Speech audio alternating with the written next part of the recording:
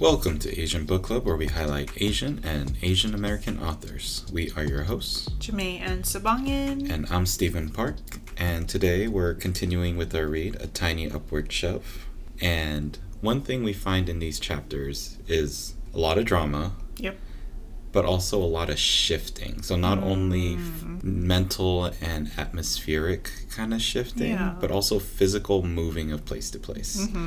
Now, for me personally, I've moved quite a bit over the last several years for different purposes, and you've also found yourself moving, right? Yes, I've moved a lot right before meeting you, so I moved like about 3 times before moving with you. Right, but there are a couple moves that I think were a little bit bigger in both of our lives. So for me, I moved cities mainly because of my schooling, and so I went to San Diego, then I went to Boston, and now I've arrived in Portland. And how about you? Well, my biggest move was first moving out on my own on Guam, but also my biggest big move is moving from Guam to here in Portland. Right. So, I mean, in this story, obviously, the big one is her moving down with her mother and then moving from NorCal to SoCal, which is pretty much like 2 different states. So if you're not familiar with California, Northern California and Southern California, like the Bay Area and LA, are very different places. What have you found to be with one of the hardest things with having to move, like the big move, like from Guam to PDX? Well, the biggest move is culture-wise. Right. I was surrounded by people of color when I was on Guam, and rarely did I ever see a white person. And then now that I'm here in Portland, I rarely see any people of color. And I'm only really ever surrounded by white people. And how did that end up affecting your lifestyle and the way you kind of move through your own life? For sure. For me, it felt like I had to take on a different persona in order to find community, which at first, I mean, I was doing the best that I could with what I had. And now I'm being more vigilant, but also being more intentional about finding community among people of color. Right. And I think for me, going to school in Boston was very different because I was with a community, even though it wasn't people that look like me. I think just being with people that had the same goals and the same interests put me in a place where I felt familiar. Totally. And I kind of started adapting things that they did, which was kind of like what you were saying, is familiarizing yourself with the people that are around you. Yeah. This is also where I got my first experiences in camping, like real actual camping, and with EDM music. I ended up going to like Steve Aoki concerts. So I think I got some really cool experiences out of the whole thing. For sure. That I never, like absolutely never would have seen. For sure. But it definitely was different. And then moving from Boston to Portland, it was much, much more different because I no longer had people that I was going to see on a daily basis. Gotcha. And I think the place that I ended up finding the most comfort was in my gym and with the people that I would see because we're going to the gym together. Right, and it's like having the same goal, having the same mindset. So Marina in the story, which we'll get to, ends up having a lot of difficulties with finding identity and feeling like she can be who she is. So for you, and this may be something that's more specific to people that are either Asian American, Asian, BIPOC of some sort, just people that don't feel extremely comfortable through every area that they go. Like, what would be a suggestion for you for people that are moving to a completely new place? Well, when you move to a completely new place, I would say one of my suggestions is look for your people. And by that, I mean, do the things that you enjoy. So for me, for example, I enjoy reading and I enjoy book clubs. So I definitely looked at different places to find book clubs, and it turns out that they were all in places that I frequented. So for example, one book club I found through a bookstore that's the only Black-owned bookstore in the Portland area. And then the other book club I found through Instagram because I followed one of the leaders. So finding what you enjoy, where you are or where you're going to might lead you to your people. Right. And this, for me, is probably going to be the same suggestion. And there are resources like Meetup, which I actually know friends that have used that, because Portland kind of is this area of people that have moved into the city. Yeah. So I knew a lot of people that didn't come in with a lot of friends. But yeah, for me, it was the gym. I do think that there are other places now that I'm noticing where people that are like us go and form communities. So recently we just went to a little festival that was outside that was based around Asian cultures, and there were different stands for Chinese Americans or Korean Americans. There was even one specific to like Korean adoptees, and I think they actually have different chapters in different cities throughout the country. So yeah, I think being able to find that community of either people that look like you, people that think like you, people that can help you feel more acclimated to your space is probably the best way to start feeling more comfortable in a new setting. Absolutely. Yeah. Well, speaking of which, there is an author that does a really great job of telling us about the different experiences of being maybe not the person that directly fits into the places that they're in. So that is going to be our recommendation for the week. So our recommendation for the week is by an author that we've read at the beginning of our podcast, Malika Gharib, and her newsletter, A List of Beautiful Things, which I think is very necessary while we're reading this book because a lot of things here are very jarring. So, Malika Gharib's newsletter, A List of Beautiful Things, is where she sends a list of images and articles that are fascinating, dazzling, and moving. And some of these are mundane and some of these are like truly mind-blowing. And it's non-committal. It's where you can choose your own adventure. You don't have to look at every single one that she lists, but the ones that interest you, you can open the link, follow the link to where it is, and have yourself a nice day.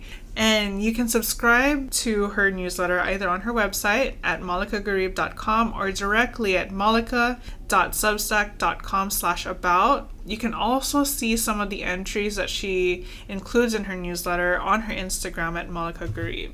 And that's MALAKAGHARIB, Malika Gharib. Yeah. And that's our recommendation for the week. Okay, so we are in our second of 4 reads of A Tiny Upward Shove by Melissa Chadbourne. Now, what do we know so far? So far, we have been introduced to our main character, Marina. We know that she is violated and that she is murdered. And because she has this incantation in her mind, thinking about all the things she wasn't able to do, we see that in her lineage is an aswang. So the aswang comes into her body in order to finish what's been started. Right. So this time we're reading pages 89 through 172. That's Man of the House through The Pines. And we start off our content with a little bit of a content warning. Similar to the last time. Right. Content warning, there are extreme details of sexual violence in this section, so take care of yourselves while you are reading this. Yeah, and we need to find books that don't have this. I feel like the last several books have all been a little dark and like heavy on the violence. I know. But within this read, I feel like we finally are getting into the story. Right, absolutely. It kind of felt like, for those of you that have seen Game of Thrones, I feel like this book kind of followed that timeline of the very first scene where it's like the Night Walkers. Right. And I think that was like the Aswang. Yeah. And then now we get to see the story kind of unfold. Right. The first few chapters were very disjointed in that it's either very far into the future or very much in the present. Right.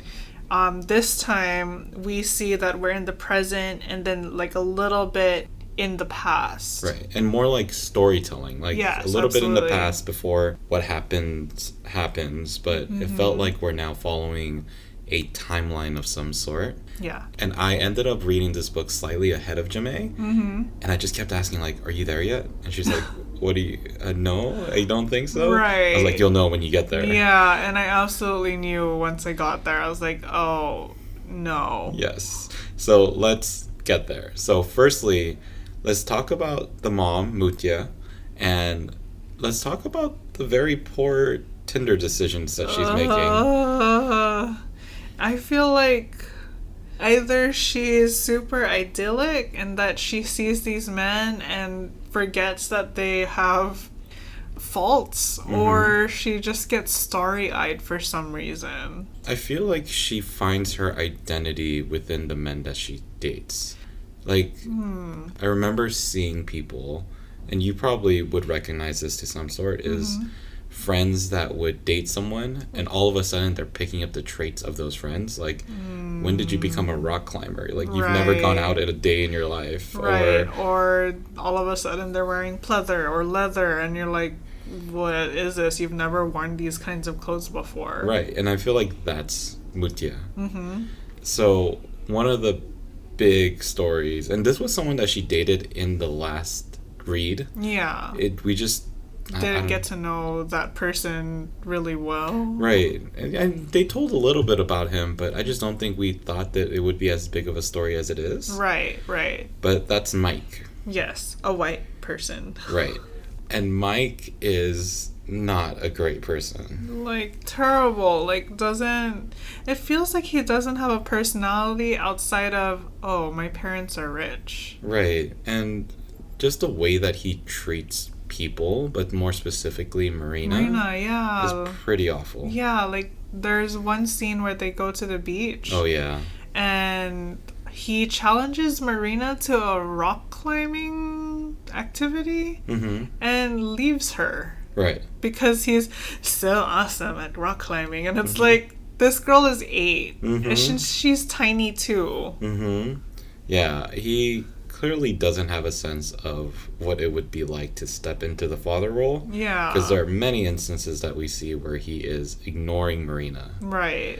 But I think one of the biggest storylines that Mike brings into A Tiny Upward Shove is having the women, so having Mutya and Marina leave Lola's place and travel down to LA. Yeah, like completely uproots this family. Right. So not only are they leaving, but Marina and Mutya are both moving in with Mike. Right. And Mike does nothing for them. No, he's not even there all the time. He's not there all the time, but he's also not paying for anything. Right, right. While Mutya is trying to go to school. And working multiple jobs. Right. Good and bad news is that Mike ends up leaving. Ugh.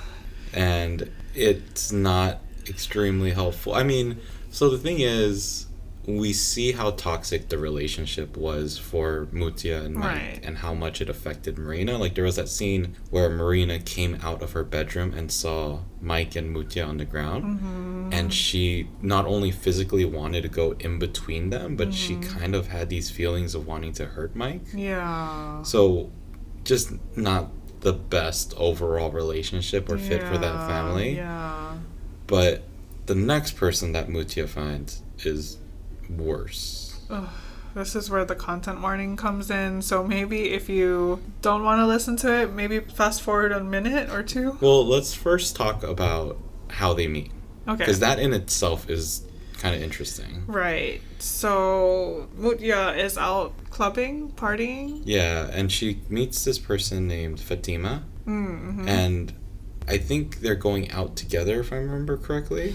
Right, because they first meet at Mutya's place of work, because Fatima, is that how you pronounce it? I don't know. That's how I've pronounced my friend's named Fatima in the past. Oh, the way I've pronounced it with someone that I know is Fatima. Oh. Anyway, they meet at Mutya's place of work. Fatima or Fatima teaches them how to belly dance. And so they become close. Like, all of them become close. Right.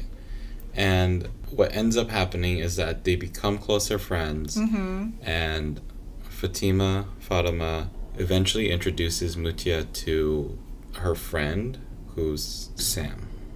I don't think that she was introduced to Sam. Instead, they were out clubbing, and Mutya notices Sam, aka Yasir, across the dance floor, and then tries to sidle up to him and... True. You know, the dancey. Yeah, like they catch eyes and they start wanting to hang out with each other.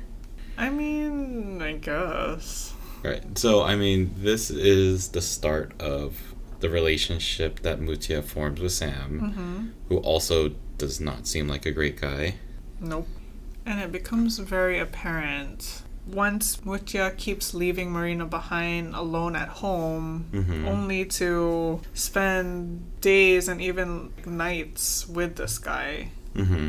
But how can you say no to, and I'm going to quote the book, the Disco King on the Cheesecake Factory floor? Oh, Lord Jesus. So... Oh, the fact that this was at Cheesecake Factory, too. Oh, yeah.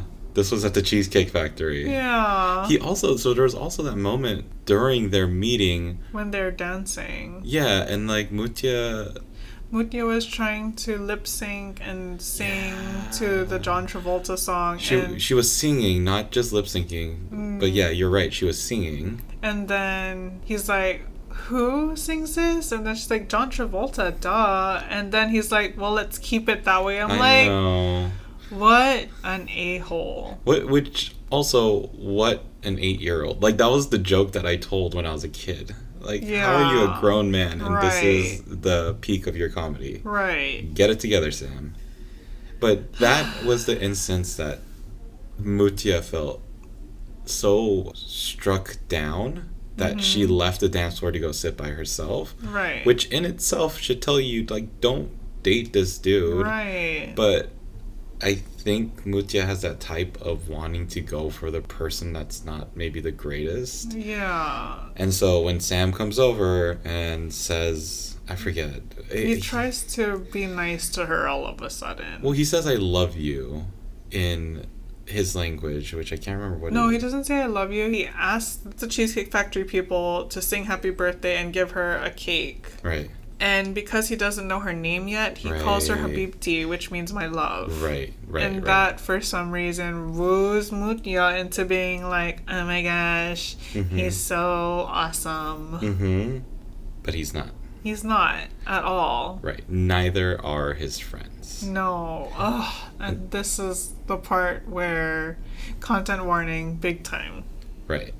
So what happens is Marina has been left at home multiple times. Yes. Mutya has been going out. She's been seeing Sam. Even before that, she's been seeing other people. So Marina starts yearning for these moments with Mutya. Yeah.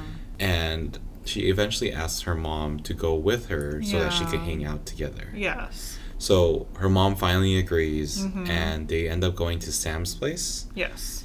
And there's a bunch of people there that aren't just Sam and Mutya, but of course Sam and Marina's mom end up going to a room where they just leave. They split up. Right. And Fatima is also there, and she goes to the bathroom to start touching up her makeup.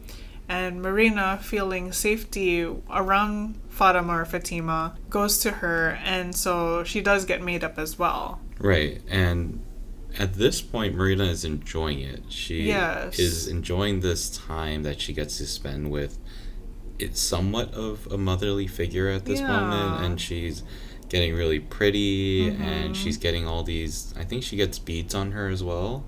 Beads or the coins, the jingling, the dancing coins. Yes.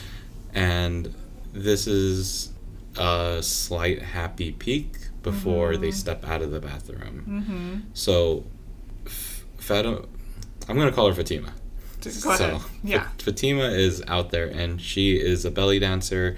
There's a slight bit in this book that tells about the background of her story and the trauma that she's had in the past. Yeah. But she is the belly dancer that is trying to just lure these men and I guess show them a good time. Bay, yeah. Yeah, and the reason why she is there is seemingly related to drugs. Yes. Which we kind of find out after the bad incident happens. But Fatima's dancing with the men. They then separate into a separate room with all the men except one going into that room with Fatima or Fatima. But that leaves Marina, who's a very young girl at this time. Yeah. 12 or something? She's 14. 14? But she's by herself because her mom's not there at all. Right. By herself, but not by herself. Because Sam's brother's there. Hassan. Yeah. This then leads to a very graphically written scene with the short story is Hassan raping Marina in the bathroom. If that weren't bad enough, and the details of it are really detailed, at the end of all that, he puts drugs on her. Yes. And so that it can numb her from the pain. Right. Seemingly later on in the story, as we get to the end of this current read, it does seem like Marina starts getting into drugs, or she has been into drugs, or it seems like it's a part of her life as she gets older. Right. Obviously, this probably has an effect that has led to that. Right. But all of it's bad. Like, all of this kind of destroys the girl that she is. There's the moments where she's curled up into a ball. And she's pretending to be asleep because she just doesn't want to deal with anyone or anything. Right. And then Sam comes in and, like, messes with Mutya, like, while Marina's in the bed. And it's like, oh my gosh, like, this poor girl is just being traumatized left and right. And all because all she wanted to do was hang out with her mom. This eventually leads to the next part where the police come in, but the reason they come in isn't even because of the assault or anything, it's because of a noise disturbance. Right. But when they see this young girl who's seemingly just looking traumatized, and then seeing the drugs and the number of people that's in this one place, as well as Mutya's black eye, like, there's so many bad things that are here. They pull Marina out of there and they send her away. Yes. So I feel like this is a good time to talk about what may have led here, and that is Marina and Mutya's relationship. It seems like their relationship is very wonky as well. Like, Marina has this blind faith in her mom. Right. I mean, wonky is like a very kind way of putting it. It's extremely broken. Totally. It's a daughter consistently looking for love and looking up to her mom, but lacking any sort of validation or love. Except these couple of moments that Marina does get where her mom sits down with her. I mean, a big portion of love came while Marina was having tuberculosis, and her mom finally felt the need to take care of her daughter. Right. And Marina looks back on this time as some of the best times that she's had because of the care that she finally got from her mom. Totally. I think part of this brokenness that her mom is feeling is like being left or having to leave Marina's dad and wanting to fill that hole and thus forgetting about Marina as a child. Right. I just don't understand why Mutya felt the need to take Marina down there.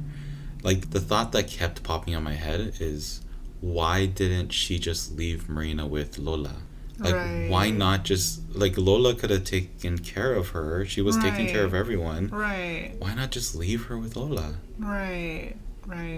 Yeah, I don't know. That was probably one of the parts that frustrated me the most out of this story is with the way that this book is written, we know the story that happens to Marina.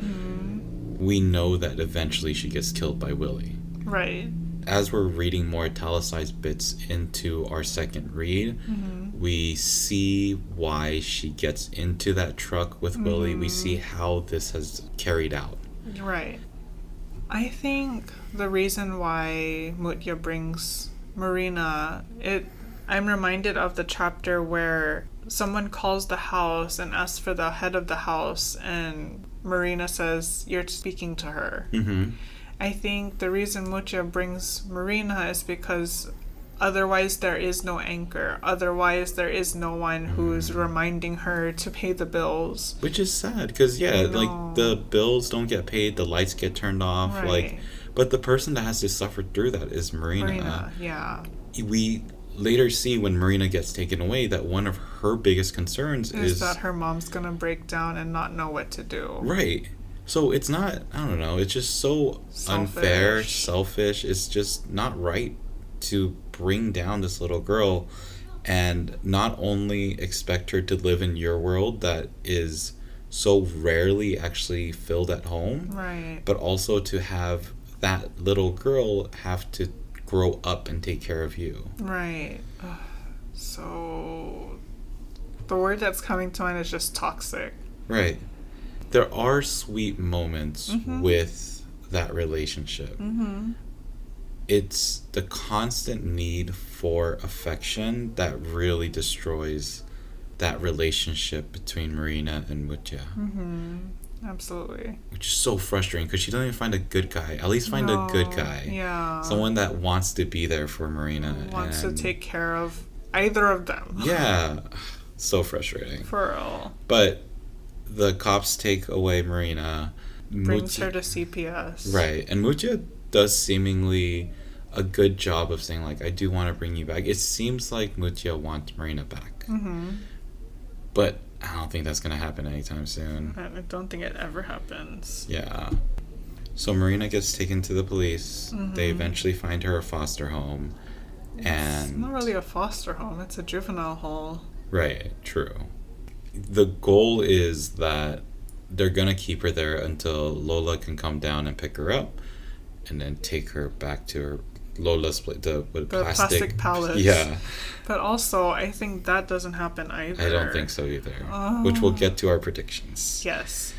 But at the juvenile hall, she meets her bunkmate, Alex. Mm-hmm. Who seems like someone that she's going to form a friendship with. Yeah. It seems like this is where she's able to find trust and also find someone who's going to reciprocate that trust. Right, and also it seems like Alex is going to be someone to guide her through this mess and kind of this introduction into this new space. Right, and one of her suggestions is you need to fight somebody today. Right, it's kind of like prison rules. Right. Ooh.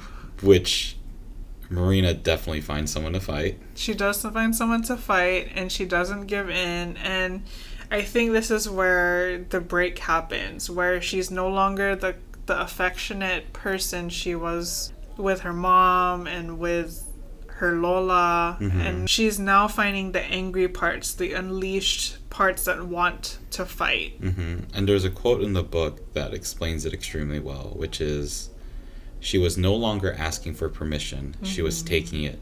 She was letting loose what was caught inside her. Yes. I agree. I think this is where Marina comes out. I think this is where she becomes unleashed. Yes. But at the same time, we see the environment that she's now in, and it doesn't look extremely good. Yeah.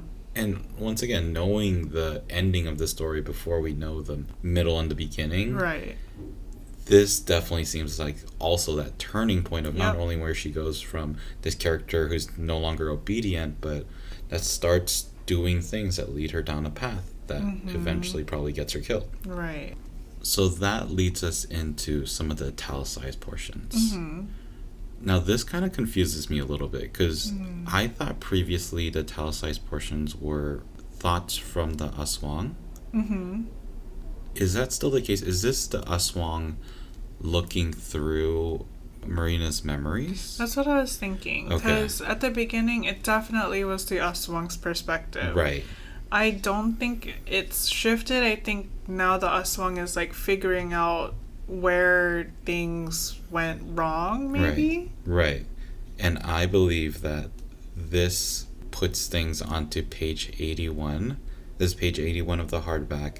And this is the italicized portion that shows December 12th, 1994, when Marina is picked up by Willie. Mm-hmm. From here, there are several other italicized portions between chapters that talk about what happens within that pickup to the drive to, arriving at the place. Right.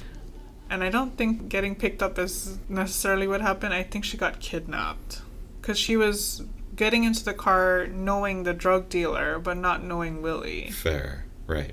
And she also was not planning to go that far out of town. My only reason for saying that it wasn't kidnapping is that it seemed like Marina only had one thing on her mind. Yeah. She didn't seem to care where she was going as long as she got that one thing, which is the thing in the fanny pack. That's fair, but also she wasn't consenting to be brought out this far regardless of where her mind was. True. Okay, so that was our read. Mm-hmm. It's intense. Mm-hmm, very intense. Which also made me think this book really has you feel the feels. Yes, like all the yucky feels, all the intense feels, all the hopeful and wishing feels too. But it just made me feel what the characters were feeling. Like the way it was written just made it feel like it was happening to me, even though I was reading it as happening to someone else. Right. The other book that I kind of felt this with was The Kite Runner, which maybe we'll read sometime in the future, but there's a very big moment in that book as well that felt like it was a dagger into my heart. And that scene in the bathroom, the poor thing that happened to Marina, like I was reading that moment and I was supposed to go out and meet a couple of friends, but I was like, I can't put this book down in the middle of this scene, and it feels wrong, and I also don't want to pick it up again and then have to revamp these emotions up. Right, exactly. So I was like, all right, you guys can wait, let me just read this out a little bit. But I don't know, it makes you feel everything, and like you said, the feelings aren't really joy, so it kind of sucks. But at the same time, there were those moments where, like, I think Mutya was like petting Marina's hair and stuff, and like that felt like a little flutter in your heart for a second until like Sam comes in or something. I don't know, like the next bad thing happens. Right. How did you feel reading this book? I had a little different experience. I didn't feel like it was happening to me, but I felt empathetic towards the characters, like especially Marina when she was left behind by Mike and she was trying to find her mom. And when her mom once again left her with Yasser and she was trying to find her, I felt those feelings, but not as if it were happening to me. I mean, there was even that moment with Fatima where she was in that separated room with the three guys. This is when we kind of look back on that moment and we're like, where is Fatima? Where is Marina? And like it told Fatima's side, and she was trying to get out. She was trying to get out, and she knew what was happening, and she rushed out as soon as she could, but it was already too late. I also thought it was interesting that they never said where Mutya was. Right. So let's talk about predictions then, because Mutya is definitely going to be in the story. We just don't know how yet. Right. Do you think we'll ever know where she went? Within that moment? Yeah. I don't know. I feel like this is one of those things where the author leaves it up to interpretation. Gotcha. Yeah, for sure. Yeah. Do you think so?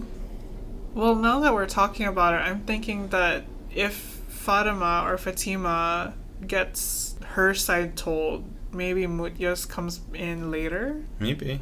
It's possible. Yeah. We know where this goes.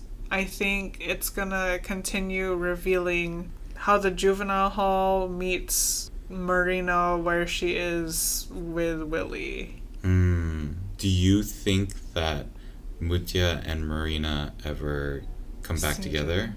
I think no. I think Marina keeps going down this downward spiral and then just never sees Lola, never sees Mutya. Mutya just continues to be on her own. Yeah, I don't think Lola comes. No.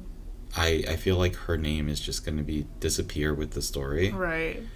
I feel like Mutya is going to come back in some way. And I feel like there's going to be a scene where Marina rejects Mutya. Like, I feel like the turn that's now happened, there is going to be that moment where she's like, no, you treated me wrong, and then not look back. Right.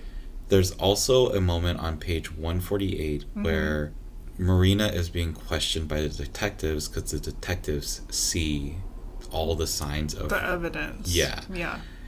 At that moment, Marina is thinking. She's no longer just being a victim. Right. But she's like, okay, how can I manipulate this to my advantage?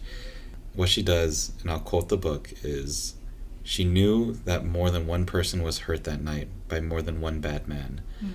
If there was one person she didn't want to keep on hurting people, she knew it was him. His name is Yasir, but people call him Sam. Does it come back? Maybe. It seems like a very interesting moment of calling out the other person. Yeah. Also, I kind of want to know what happens to Sam then. Right. What happens to... Also, Hassan was an awful individual, so I hope something bad happens to him too. Hopefully. Yeah. Now that you say that, I'm hoping that the Aswang does something to both of them. That'd not be just funny. Willie. That would be very much appreciated in these dark times. Yes. Well, we won't know until we read into the next portion of our book. Yes. And that's going to be... from pages 173 to 256 in the hardcover, or from the chapter called Blessed to the chapter called Elsewhere. Right. And hopefully y'all are willing to stick with... Let's call this the depressive times of Asian Book Club. I know. I'll try to find a better... I'll try to find a lighter, more happier book for our next read. Yes. But if you have any opinions, if you need a space where you can share some thoughts, how can people reach us? You can rant at us about this book through our email at asianbookclubpod@gmail.com.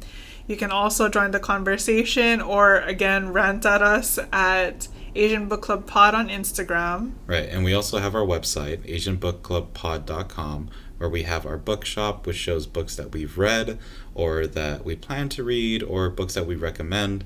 Not all of them have this dark side to them. Yes. Otherwise, keep reading with us. Hopefully this book gets a little bit lighter. But otherwise, be happy, be healthy, and read a book. Ingat. Bye. Bye.